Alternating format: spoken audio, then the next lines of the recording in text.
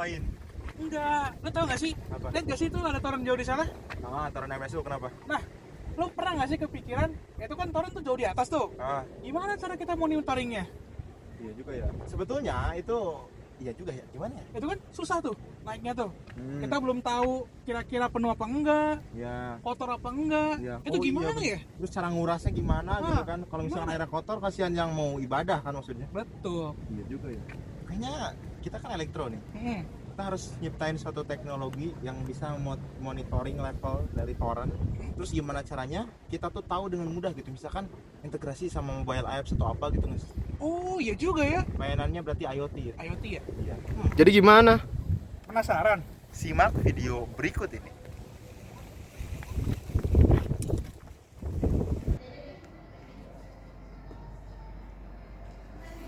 Oke, sebelum ke video pembahasannya, disclaimer dulu. Di sini kami akan menjelaskan lebih berfokus kepada implementasi 7OC Layer untuk transmisi data di sistem pemantauan air berbasis IoT. Saksikan video penjelasannya. Halo semuanya, perkenalkan nama saya Iputu Krisna Dulpayana.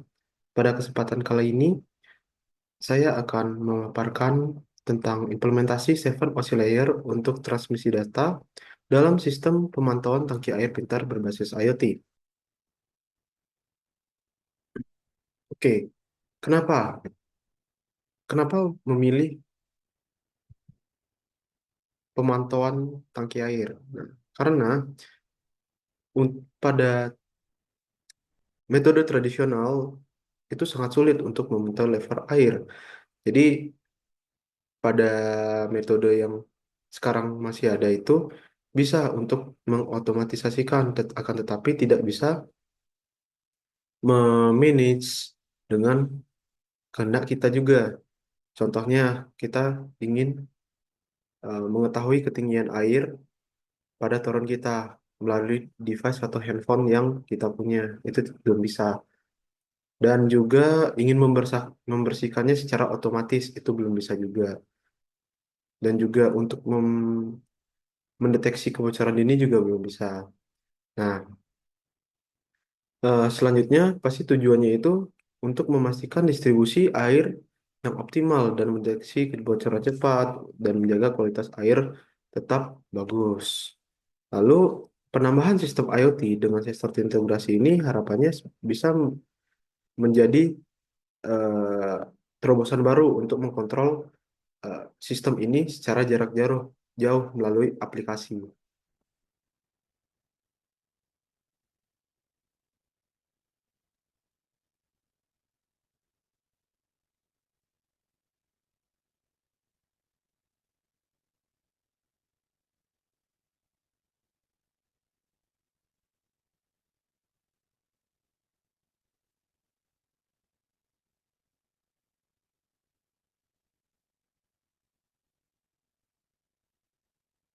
Oke, sorry Bram, ulang ya.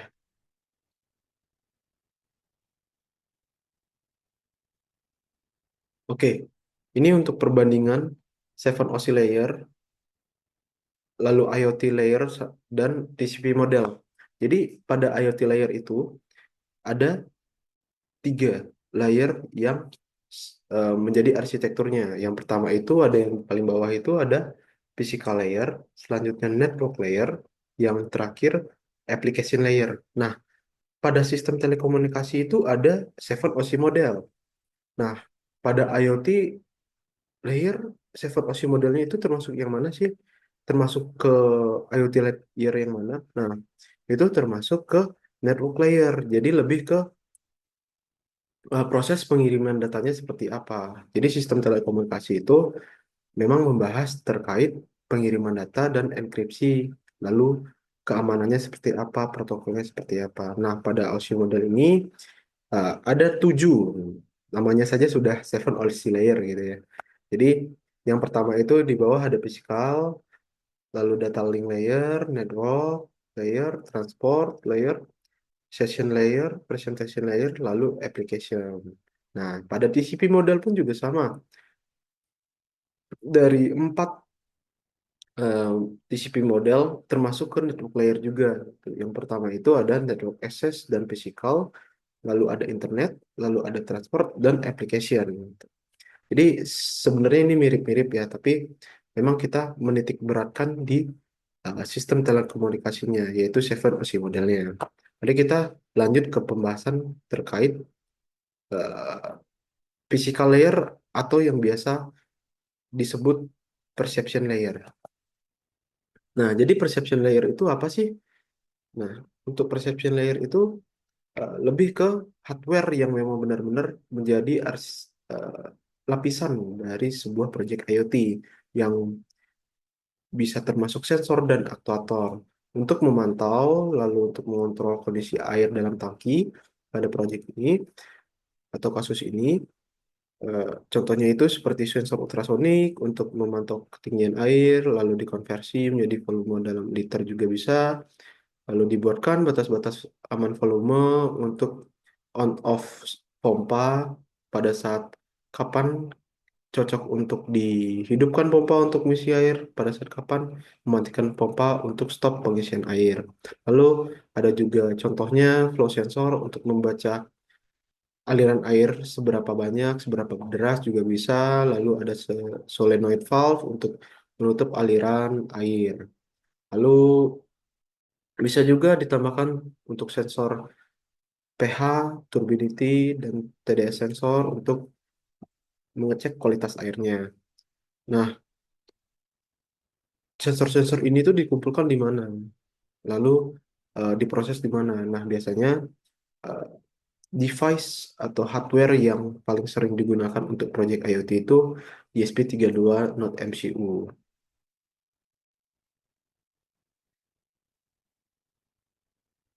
Nah, ini salah satu detail contohnya. Jadi pada perception layer ini ada ESP32 Node MCU sebagai microcontrollernya, lalu ada GSMS R04T ultrasonic sensor untuk membaca ketinggian airnya, lalu ada YF S201 brass water flow sensor sebagai pengukur laju kecepatan airnya, lalu ada DevRobot analog pH sensor untuk memantau tingkat keasaman air, lalu ada Gravity analog TDS sensor untuk menghitung atau mengukur total zat terlarut dalam air. Lalu ada mini submersible pump DC 12 volt digunakan untuk membersihkan otomatis tangki dengan air bertekanan. Jadi kotoran-kotoran itu bisa hilang harapannya. Nah, lalu lanjut ada 12 volt mini solenoid valve brush itu sebagai pengontrol aliran air ke dalam tangki atau keluar tangki. Nah, lalu ada UVC LED strip sebagai penetralisir air dengan sinar UV. Ada 12 volt 2 ampere power supply untuk mendukung daya yang stabil untuk sistem. Nah, lanjut lagi, masih di dalam perception layer memang banyak untuk sensor dan aktuator yang dipakai untuk menyempurnakan sistem pemantauan tangki air yang diinginkan. Nah, lalu lanjutnya ada High Let Go 5 valve one channel relay module. Ini untuk mengontrol aktuator seperti pompa dan lain-lain. Ada LED indikator sebagai sebagai indikator bantuan untuk visualisasi indikator status sistem. Lalu ada waterproof cable set untuk konektor yang tahan air. Oke, selanjutnya ada DF Robot Gravity Analog Turbidity Sensor sebagai pengukur kekuruhan air, lalu ada DS18B20 Waterproof Temperature Sensor sebagai pengukur suhu air dengan operasi tinggi. Nah, kalian udah paham belum dengan materi yang disampaikan sebelumnya? Belum bang, belum. Oh, belum? Iya. Oke, untuk menguji pemahaman kalian, simak soal berikut ini. Pertanyaannya adalah, dalam sistem IoT untuk memonitor air dalam toren, apa peran utama perception layer dalam arsitektur IoT? A. Perception layer mengolah data, sensor, dan mengirimkan hasil analisis ke cloud untuk disimpan. B. Perception layer menangkap data fisik dari sensor, seperti ketinggian air, dan mengonversinya menjadi data digital. C. Perception layer mengatur komunikasi antara perangkat IoT dan aplikasi penggunaan melalui protokol seperti MQTT. D. Perception layer memastikan keamanan dan enkripsi data selama transmisi. E. Perception layer menyediakan antarmuka pengguna untuk memantau status air di torrent secara real time.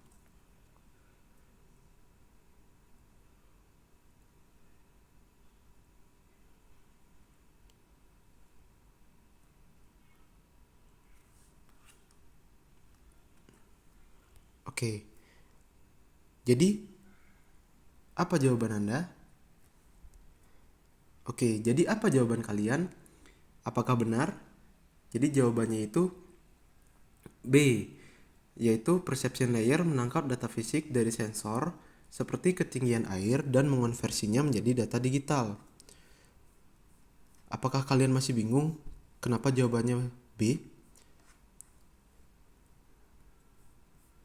Jadi, alasan kenapa jawabannya B yaitu perception layer berfungsi sebagai lapisan fisik dalam IoT yang bertugas untuk menangkap data dari lingkungan menggunakan perangkat seperti sensor ultrasonik untuk mendeteksi ketinggian air. Data tersebut kemudian dikonversi menjadi informasi digital untuk dikirimkan ke lapisan berikutnya.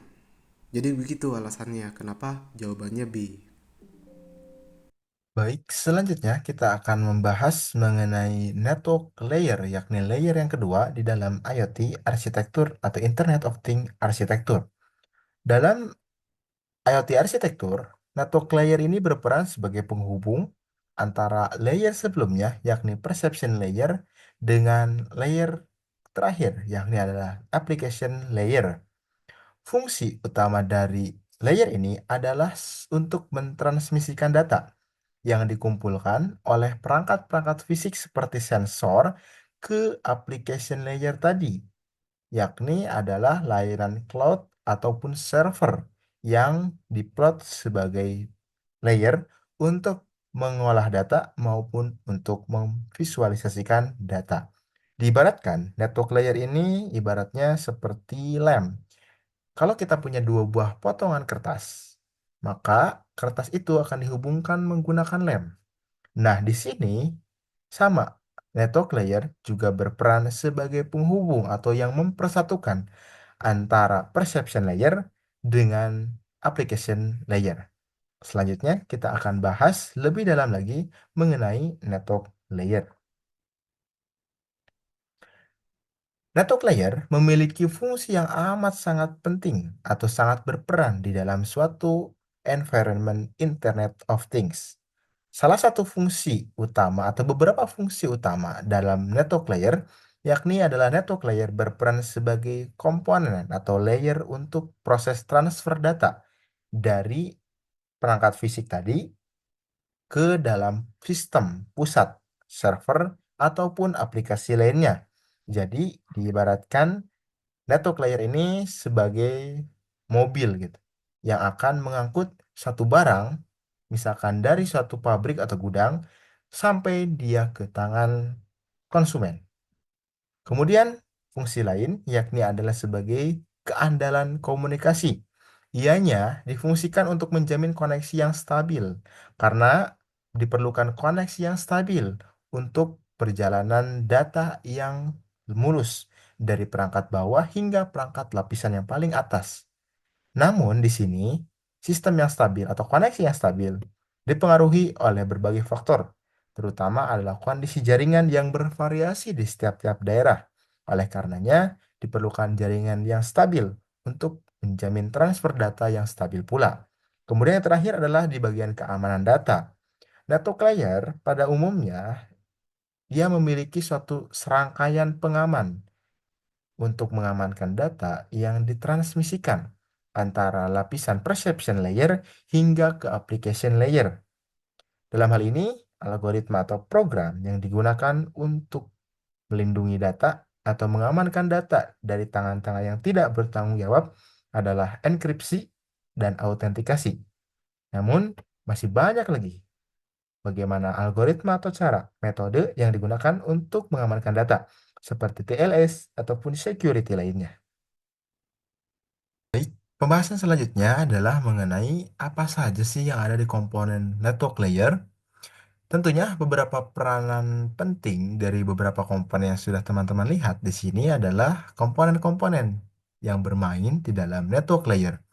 Yang pertama adalah penggunaan ESP32S3. Ini merupakan salah satu seri microcontroller yang paling baru dari ESP yang dikembangkan oleh Espressif System tentunya. ESP32 di sini kita plot sebagai microcontroller karena ianya mendukung konektivitas Wi-Fi dan juga Bluetooth. Selain itu, di sini difungsikan ketika ESP tersebut menerima data dari sensor-sensor, kemudian akan diteruskan nantinya ke dalam komponen yang kedua, yakni router sebagai bantuan. Router di sini diplotting sebagai suatu akses point, di mana ianya bertindak untuk menghubungkan perangkat-perangkat IoT nantinya ke dalam internet melalui Wi-Fi ataupun koneksi lokal lainnya. Ianya menyediakan konektivitas begitu untuk proses transmisi data. Selanjutnya yakni ada internet. Nah, di sini adalah salah satu hal yang penting sekali, yakni adanya IoT. Kalau tidak ada internet, itu mungkin tidak akan bisa tercapai. Internet di sini difungsikan sebagai suatu jalur komunikasi global yang mentransferkan data dari perangkat IoT ke server atau cloud. Kemudian, selain itu, internet ini memungkinkan koneksi jarak jauh, sehingga dapat diakses ketika kita berada di mana saja dan kapan saja. Terakhir adalah platform cloud IoT. Platform cloud IoT ini banyak sekali jenisnya. Salah satunya ada Antares yang dikembangkan oleh anak dalam negeri atau anak bangsa sendiri, yakni Telkom Indonesia. Kemudian ada Firebase, ada Microsoft Azure IoT, dan banyak lagi platform cloud IoT. Ianya berfungsi sebagai tempat penyimpanan data, kemudian tempat pengelolaan data, dan juga terakhir bagaimana data tersebut diteruskan ke dalam suatu user interface nantinya untuk dinikmati dan divisualisasikan dengan baik ke pengguna tentunya. Baik, selanjutnya kita akan membahas yang pokok penting bagaimana dunia telekomunikasi bekerja pada suatu sistem IoT sederhana seperti monitoring air di dalam tangki air. Di sini ada implementasian Seven OSI Layer yang dimana Seven OSI Layer ini berada pada network layer yang ada pada di kesatuan atau rangkaian IoT arsitektur. Seven OSI layer yang pertama, yakni adalah physical layer atau lapisan fisik. Lapisan ini berfungsi untuk mentransmisikan data dan penerimaan data mentah tak terstruktur melalui medium fisik. Biasanya lapisan ini itu mencakup sesuatu dari modul Wi-Fi pada sensor hingga antena pada gateway, seperti itu. Yang kedua ada data link layer atau lapisan tautan data. Lapisan ini menyediakan transfer data seperti namanya data link. Dia melinkkan data antara dua buah perangkat secara fisik terhubung. Dalam IoT biasanya itu melibatkan protokol gitu seperti Ethernet gitu untuk kabel ataupun 802.11 untuk nirkabel, bisa itu BLE atau Bluetooth Low Energy ataupun Zigbee, dan banyak lagi data link layer. Kemudian yang ketiga adalah lapisan jaringan. Jadi, meskipun di IoT arsitektur itu punya yang namanya network layer, di dalam 7OSI layer bagiannya juga ada yang dinamakan dengan network layer. Di mana disinilah pokok yang paling penting untuk suatu transfer data. Dia mengatur cara data dikirim, bagaimana dari data itu dikirim dari pengirim hingga ke penerima, yang mungkin itu berada di jaringan yang berbeda. Ya, dan juga tugas yang paling utama adalah merouting data. Bagaimana dia menyalurkan data melalui jalur yang tepat atau jalur yang terbaik. Kita berbicara tentang routing tadi. Apa sih routing? Routing itu dia tuh seperti pengaturan. Gimana paket gitu kan dalam hal ini pesan. Nah, ini akan dikenalkan juga nanti tentang MQTT. Bergerak dari sensor ke dalam broker MQTT ataupun dari broker ke pengguna akhir. Yang juga melibatkan penanganan alamat IP untuk memastikan data mencapai tujuan yang benar. Oke, baik. tadi sempat disinggung tentang MQTT tentunya. Sekarang kita akan membahas mengenai MQTT. MQTT adalah suatu protokol data dalam network layer. Jadi, protokol data itu dalam satu Internet of Things itu ada banyak sekali yang dapat digunakan. Ada MQTT, ada HTTP, ada HTTPS, ada CoAP, kemudian ada apa DDS kalau nggak salah. Seperti itu. Jadi banyak sekali data protokol yang digunakan. Jadi data protokol ini sebetulnya suatu metode yang berfokus bagaimana data dikirimkan. Bagaimana sarana ataupun cara data tersebut dikirimkan kepada suatu server atau platform IoT nantinya.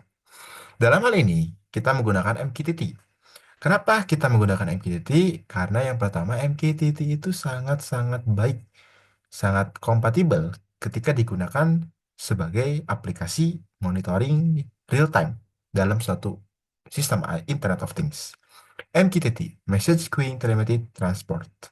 Di mana prinsipnya adalah kita punya ilustrasi di sini ada device satu dan device 2, perangkat satu dan perangkat 2. Device satu itu akan mempublish satu topik. Nah, device 2 kemudian akan mensubscribe topik tersebut. Ketika si device satu sudah publish dan device 2 sudah subscribe ke dalam topik yang sama, maka apapun yang diupdate atau dikirimkan oleh publisher, data tersebut akan langsung diterima tanpa melalui serangkaian hal-hal yang digunakan gitu oleh device 2. Ketika kemudian device satu, saya ulangi, mengirimkan suatu data ke dalam satu topik yang sudah disubscribe oleh device 2, maka data tersebut akan langsung diterima oleh device 2. Langsung, tanpa harus menggunakan request dan juga harus ACC dari device satu. Nah, itulah yang menjadi alasan kenapa MQTT ini sangat baik untuk digunakan sebagai aplikasi monitoring secara real time. Nah, di situ sebetulnya ada istilah yang disebutkan dengan MQTT broker. MQTT broker itu apa sih?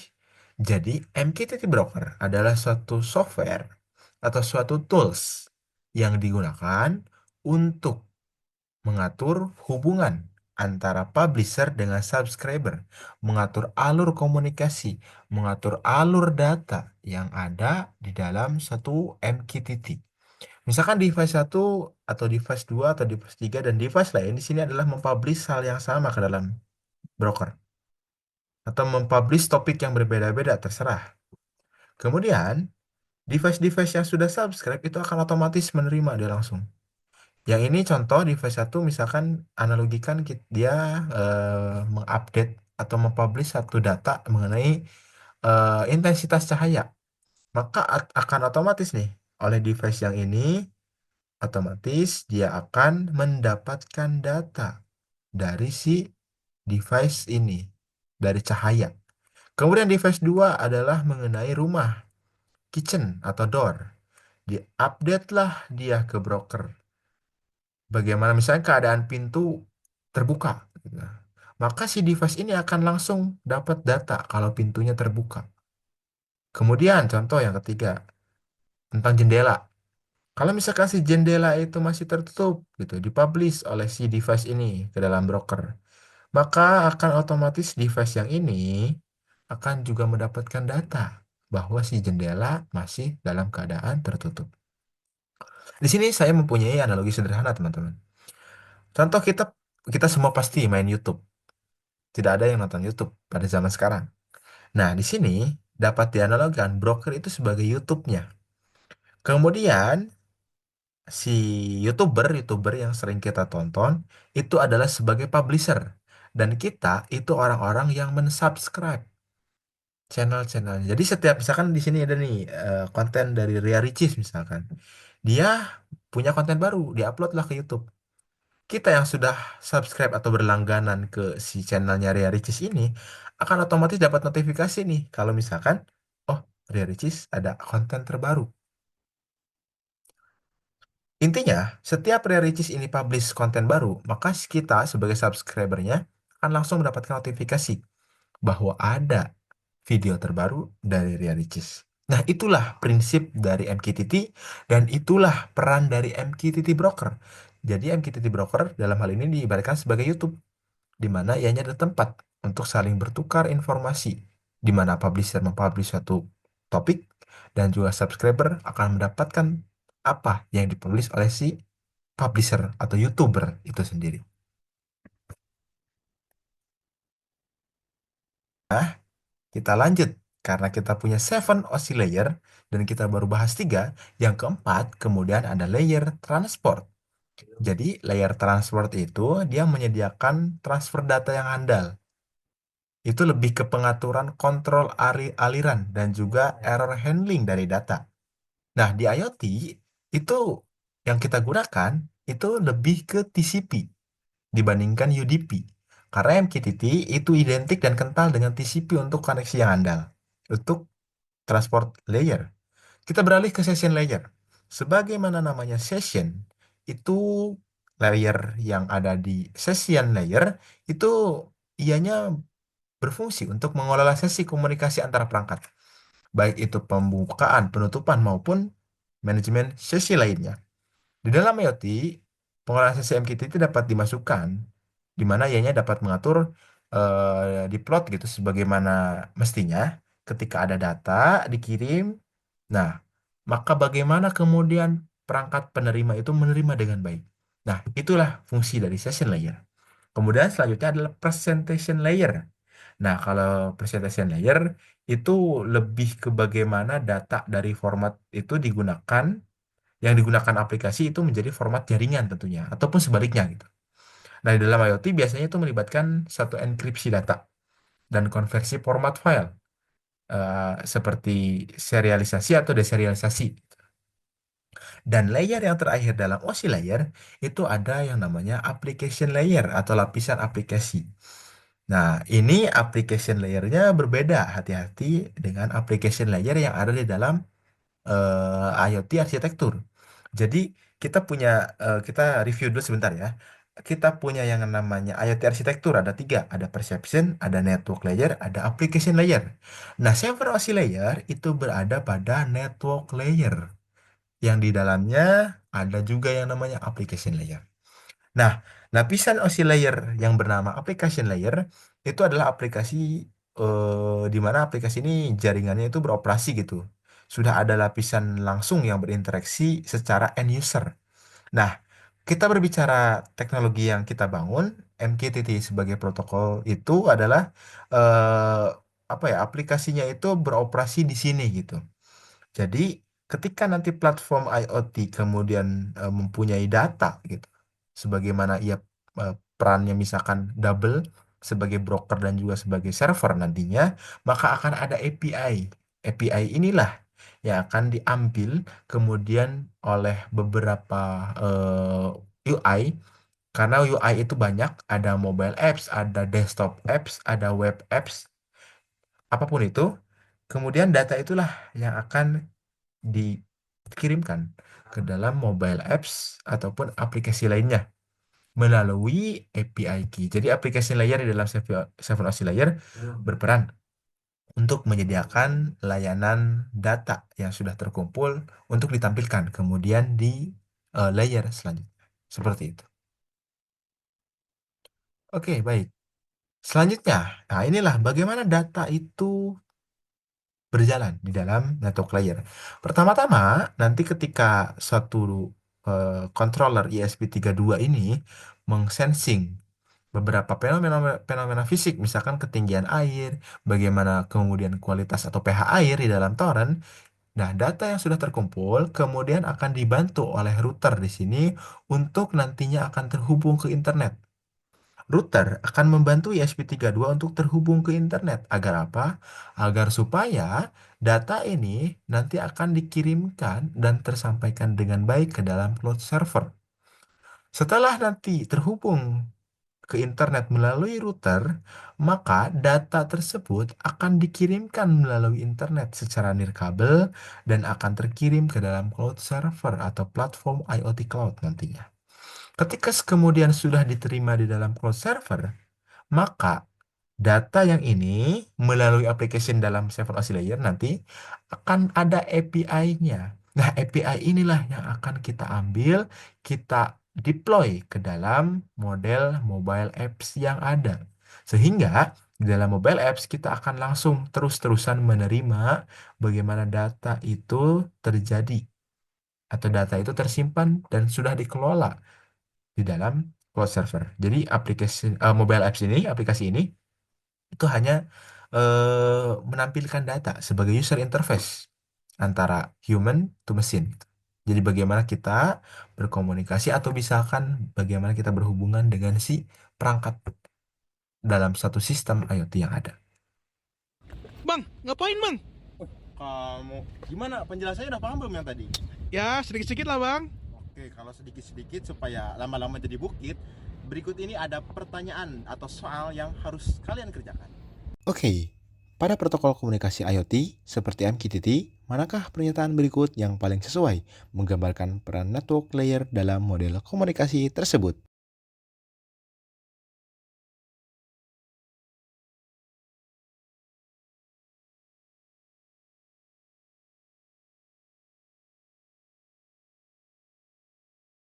Jawabannya adalah B.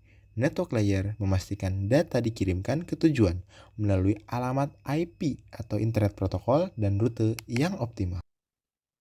Oke, setelah membahas yang namanya perception layer dan network layer, tentunya kita akan membahas hal yang terakhir yaitu tentang application layer. Nah, application layer ini sangatlah penting.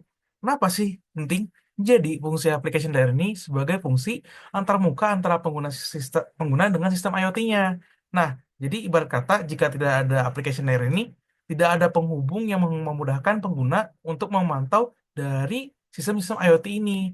Nah, bagaimana sih implementasinya? Jadi dengan cara menyediakan visualisasi data seperti grafik, tabel, atau laporan, lalu memberikan kontrol dan pengaturan pengangkat IoT, lalu mengirim notifikasi dan alert berdasarkan kondisi tertentu. Dan yang terakhir yaitu mendukung integrasi analitik atau machine learning untuk pemrosesan lanjutan. Jadi bisa dibilang aplikasi layer ini sangatlah penting. Oke, kita list dulu nih. Application layer ini butuh apa aja sih? Yang pertama tentunya yaitu platform IoT. Contohnya seperti Microsoft Azure, IoT Hub, AWS IoT Core, Google Cloud IoT. Nah, fungsi platform IoT ini untuk menyediakan layanan cloud untuk menyimpan, menganalisis, dan memproses data dari sensor-sensor yang ada di dalam water monitoring system ini.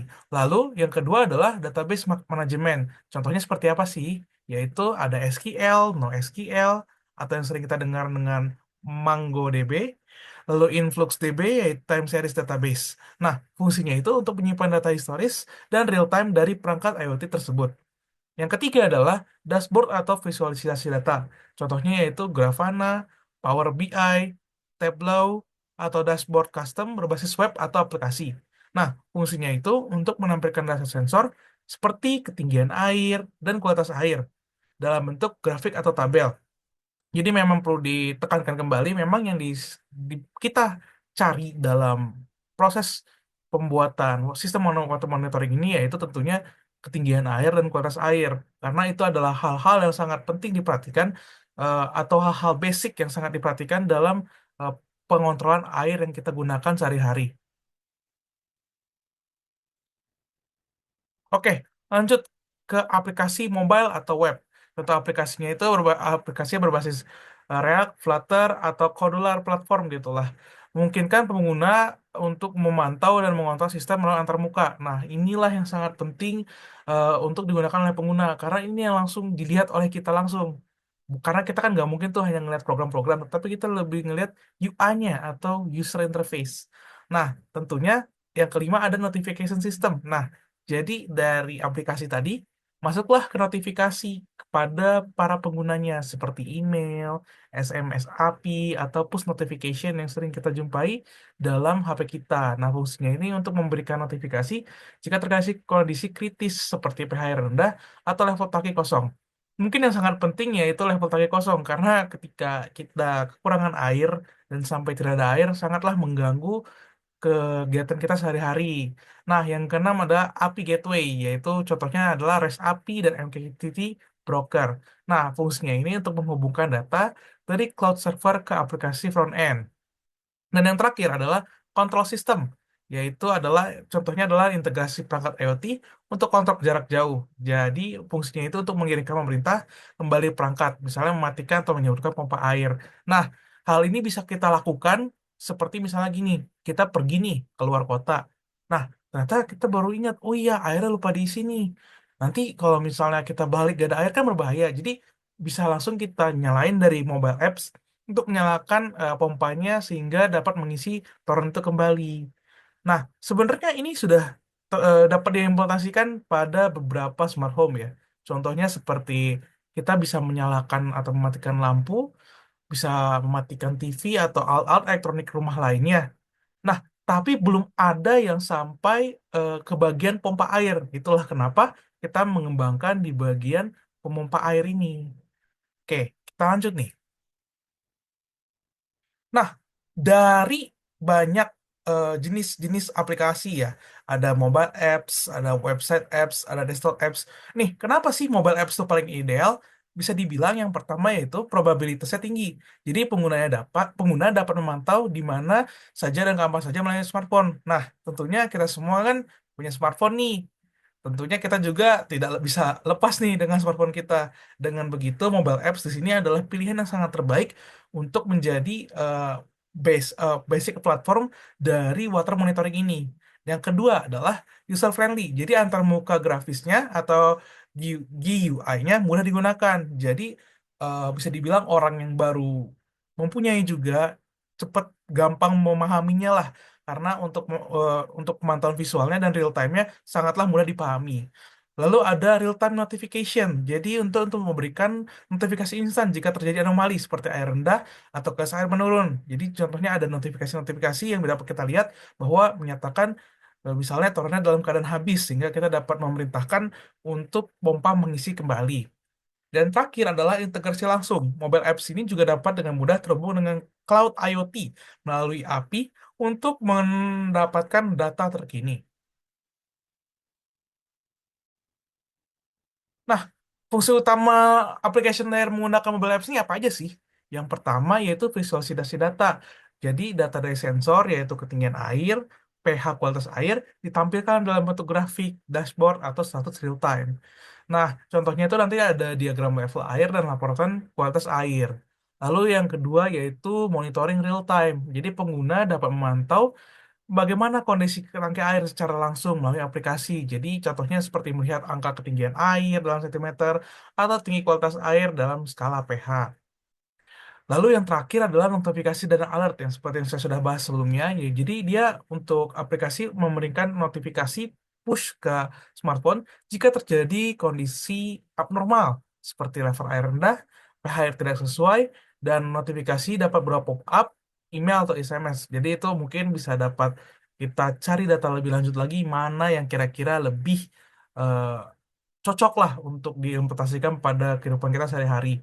Tapi yang sudah pasti kita akan menggunakan mobile apps karena semua manusia bisa dibilang pada saat ini selalu memegang handphone. Oleh karena itu mobile apps adalah pilihan yang terbaik untuk sistem smart water machine ini atau smart water monitoring system. Nah, lalu ada kontrol jarak jauh nih. Mobile apps juga dapat memberikan perintah balik ke perangkat IoT untuk mengontrol pompa atau valve. Jadi contohnya kita bisa menghidupkan pompa nih jika air level terlalu rendah atau bahkan karena kita merasa airnya kotor nih biar nanti pas pulang air yang udah dalam keadaan bersih kita juga bisa menjalankan atau membuka valve-nya sehingga air kotor dapat dibuang dan dapat kembali masuk air yang bersih. Lalu ada juga manajemen data historis. Jadi mobile apps ini menyajikan data historis berupa riwayat pemakaian air atau perubahan kualitas air. Lalu data dapat diakses dalam bentuk grafik, tren, atau laporan harian atau mingguan. Nah, jadi kita bisa tahu nih, kenapa nih kira-kira eh, bisa dibilang tagihan air sangatlah melonjak. Nah, kita bisa tahu, oh ternyata hari ini atau minggu ini ada acara sehingga pemakaian air tuh lebih banyak daripada biasanya. Atau juga ternyata ada kebocoran yang sebenarnya kita melakukan kegiatan seperti biasa tapi banyak air yang digunakan, berarti ada interindeksi ke bocoran. Lalu yang terakhir yaitu adalah kustomisasi dan integrasi. Aplikasi dapat disesuaikan dengan sesuai kebutuhan pengguna seperti fitur multi-user atau pemetaan banyak tangki. Jadi bisa jadi kita punya beberapa rumah nih, kita bisa juga ngontrol rumah satu, rumah dua. Jadi kita nggak perlu kayak harus datang ke tempat untuk monitoring airnya secara langsung. Oke, lanjut. Nah, bagaimana sih diagram alurnya si application layer ini? Jadi pertama tentunya dari sensor nih. Sensor mendapatkan data-data, lalu dari sensor tersebut dikirimkanlah ke ESP32. Nah, ESP32 ini mengupload ke cloud server. Dan yang terakhir adalah cloud server memberikan data-data ke mobile apps sehingga dapat kita lihat bagaimana progres laporan dari sistem water monitoring ini. Lanjut. Mungkin ini adalah tampilan mobile apps yang sederhana yang dapat kita buat sementara. Jadi pertama-tama kita ada menu login. Kenapa menu login dibutuhkan? Jadi bisa dibilang ini adalah sebagai sistem security ya, atau sistem autentikasi bagi pengguna. Jadi bisa dibilang buat keamanan juga untuk pengguna. Walaupun bisa dibilang ya buat apa sih kita apa membuat apa dibocorin gitu ke tinggi level airnya, tapi mungkin itu bisa dibilang penting juga karena ya anggap aja amit-amit ada orang yang mau mencuri atau tidak, tapi ini adalah contoh keamanan dari sistem eh, application layer ini. Dan juga dengan begini, dengan adanya login ini, kita bisa memasukkan daftar-daftar, misalnya rumah-rumah kita nih, misalnya rumah ada 3 rumah, jadi kita bisa daftarin 3 toren. Jadi kita bisa milih toren 1, toren 2, toren 3, gimana nih kondisinya. Lalu yang sebelah kanannya adalah contoh pada saat kita tahu nih, dengan device eh, sekian, water levelnya sekian. Nah, drain valve itu misalnya nih kan ada di mentok kiri, artinya tidak sedang terbuka atau sedang tertutup. Nah, air pumpnya sedang jalan dan cleaning pumpnya sedang jalan. Jadi ini juga memberitahu bahwa eh, mana pompa-pompa mana yang sedang bekerja atau tes apa yang sedang dilakukan saat ini. Oke.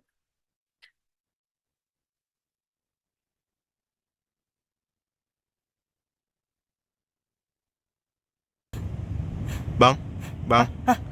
Eh, gimana tadi? Soal-soalnya bisa nggak dijawab? Alhamdulillah tadi bener sih bang. Hebat. Kalau gitu masih ada soal satu lagi nih. Jangan sampai salah ya jawaban soal terakhir. Baik bang. Dalam sistem IoT, untuk memonitor air dalam tangki, aplikasi mobile memberikan informasi kepada pengguna tentang status ketinggian air.